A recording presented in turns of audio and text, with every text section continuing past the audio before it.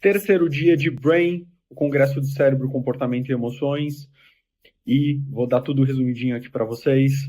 Uh, mais uma vez, né, quando chega no terceiro dia, eu acho que eu já vi de tudo, acho que não, já sei como é que vai ser o resto do congresso, e sempre sou incrivelmente, positivamente surpreendido, e não foi diferente esse ano.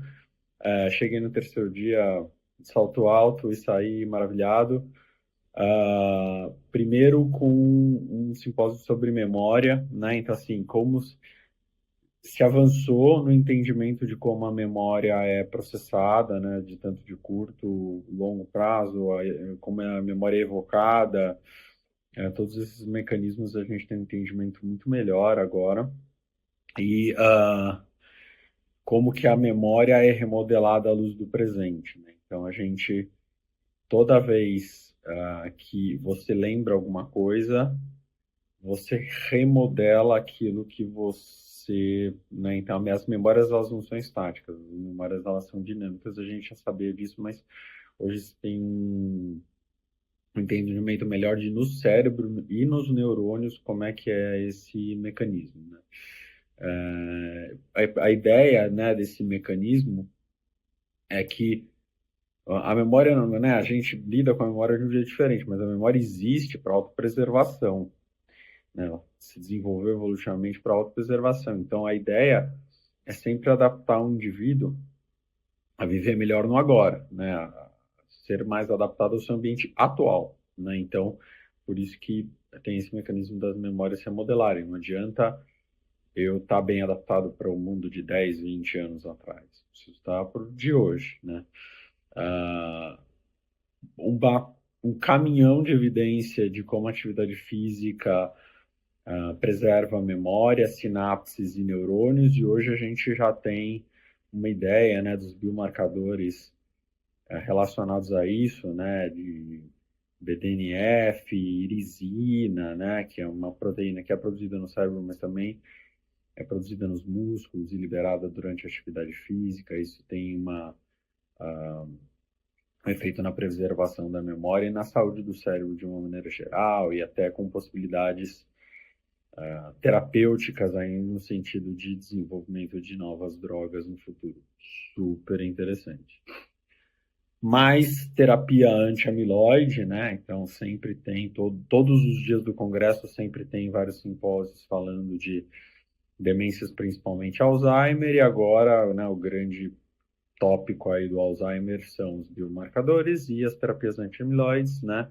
Então se falou do donanemab, do lecanemab, de como eles reduzem a velocidade de piora na doença de Alzheimer, né, e dos efeitos colaterais, que são graves, né, de edema e sangramento do sistema nervoso central, né, em mais de 10% dos pacientes, mas aí entra uma discussão, né, de que esses estudos não excluíram os homozigóticos para APOE4, que a maioria dos casos que tem esse tipo de efeito colateral tem esse perfil genético, já está, né, no Brasil está até na bula das medicações do donanemab, né, no caso, que não, para não ser aplicado em pacientes homozigóticos para o GNA APOE4, né.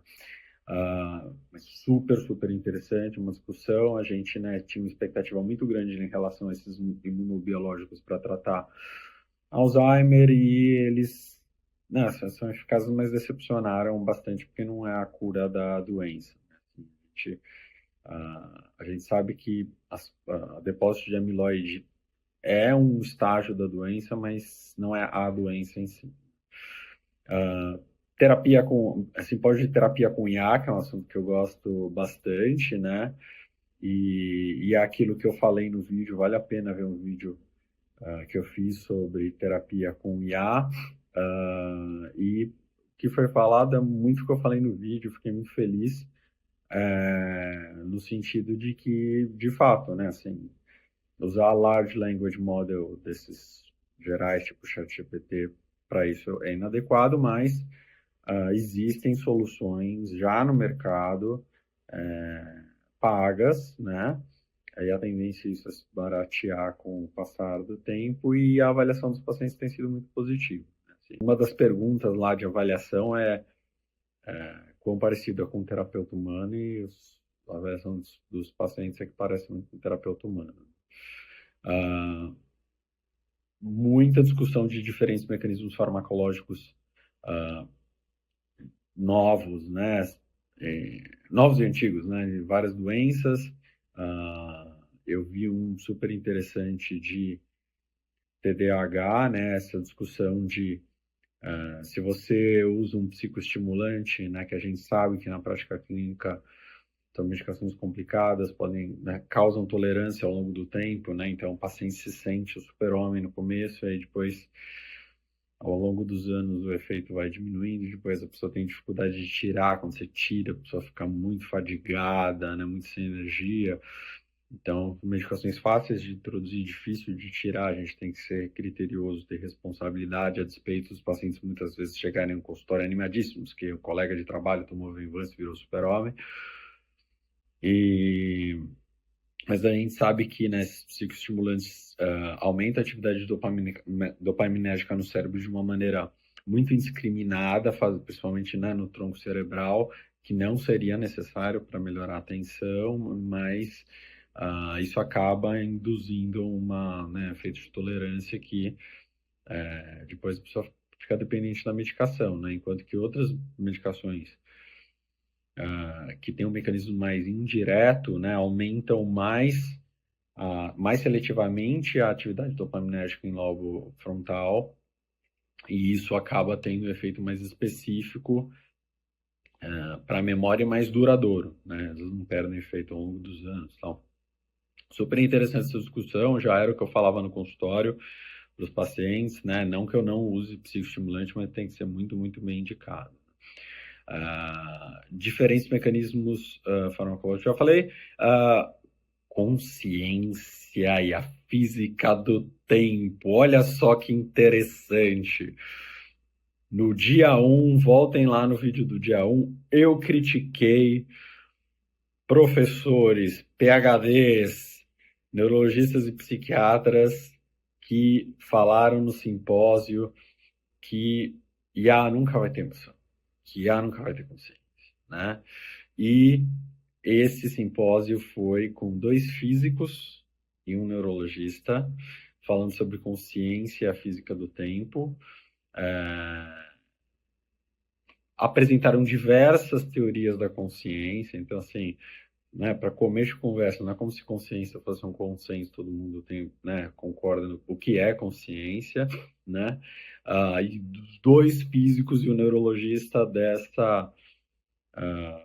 desse simpósio me deram razão, falando que, ó, não tem como saber se a IA vai eventualmente desenvolver emoção e consciência. É possível que sim, né? Então, o futuro ainda é muito incerto, né? Um simpósio falando de cuidados na terceira idade, mostrando como o propósito diminui o adoecimento e morte em idosos institucionalizados, e aí se apresentou um estudo super interessante em que todos os idosos de uma casa de repouso ganhavam uma planta e metade tinha que cuidar da planta, tinha que regar, tal, e a outra metade só ganhou a planta, e quem regava a planta, cuidava da planta, era só a equipe da casa de repouso, né? E a metade que cuidava da planta adoecia menos e teve uma mortalidade menor, assim, super interessante. Então, como propósito, até uma planta faz a gente, né, viver melhor, adoecer menos, né? A gente tem que ter propósito. O ócio, 2 coisas que detonam a saúde mental: ócio e isolamento social, né? A gente tem que fugir correndo dessas 2 coisas, porque elas são muito, muito nocivas para a saúde mental, né, e física.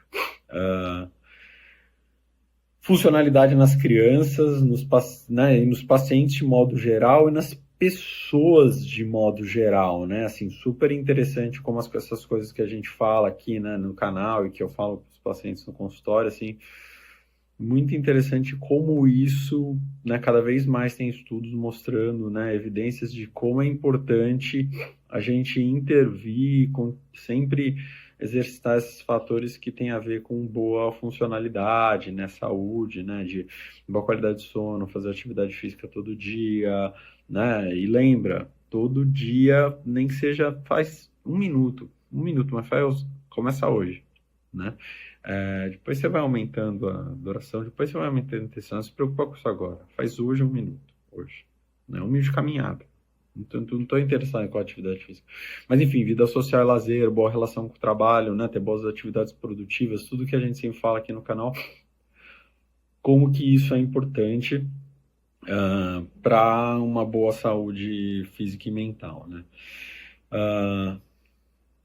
Tem que sempre dar uma passadinha em algum simpósio de tratamento de transtorno de humor para ver o que tem de novo, né? Principalmente transtorno, né? Depressão unipolar e transtorno bipolar, né?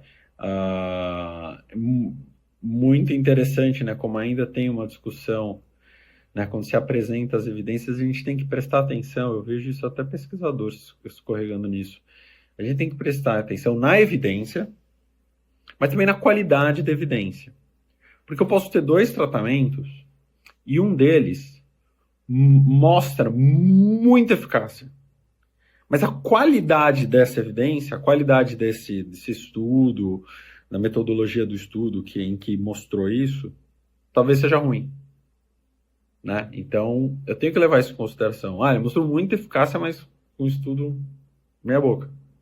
Eu posso ter uma outra alternativa terapêutica que não mostrou tanta vantagem assim. É eficaz, mas não é, né, emplastro Brás Cubas. Mas a metodologia do estudo que mostrou esse benefício é incrível, né? Estudo de melhor qualidade possível, milhares de pacientes, metodologia assim, né? Incontestável. Então, a gente tem que levar tudo isso em consideração, né? Não é só o resultado, é a qualidade do estudo. E para isso tem que ler o paper inteiro, né? Porque o pessoal aí de internet, de Instagram não faz, né? Só lê o abstract, vê o resultado lá, isso aqui é eficaz, pronto, acabou, né? Não vê a metodologia do estudo, como foi feito, as possíveis falhas metodológicas, né? A qualidade daquilo que está sendo apresentado, né? Mas muito legal, assim, a gente hoje tem um arsenal terapêutico bacana, né, para transtorno de humor, mas é que isso vai mudar incrivelmente aí com essas novas tendências, terapia gênica, tudo. Né?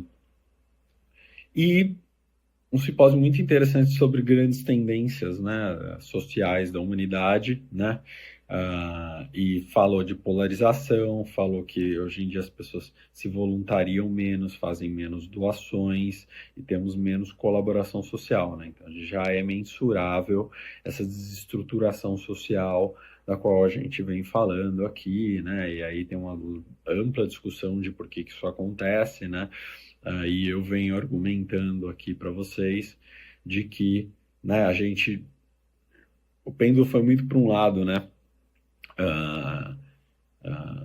e não há crítica nenhuma, mas o pêndulo foi muito para um lado liberal e a gente jogou um pouco a criança fora junto com a água do banho, né? E agora o pêndulo também está indo muito forte para um outro lado conservador, um conservadorismo irritado, né? Um conservadorismo combativo, tal, né? E a gente precisa fazer um esforço para esse pêndulo voltar para um meio mais saudável, né?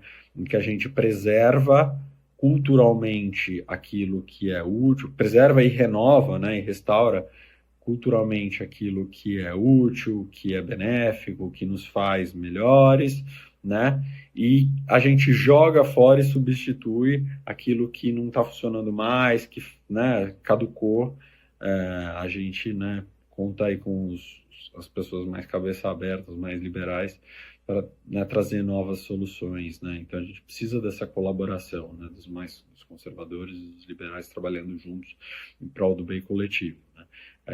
A gente fugiu um pouco disso, na minha visão, por um excesso de liberalismo ali nos anos 90 e 2000, e agora a gente está vendo uma ressaca meio brava disso, né? O que você acha disso? Deixa nos comentários e vamos conversar, porque nós somos uma comunidade, a gente precisa aprender um com o outro, e eu quero aprender com você. Então, deixa aqui sua opinião, e, claro, compartilha esse vídeo com alguém que vai amar, tá bom? E aí ainda falta o vídeo do último dia. Então, fique ligado. Um abraço.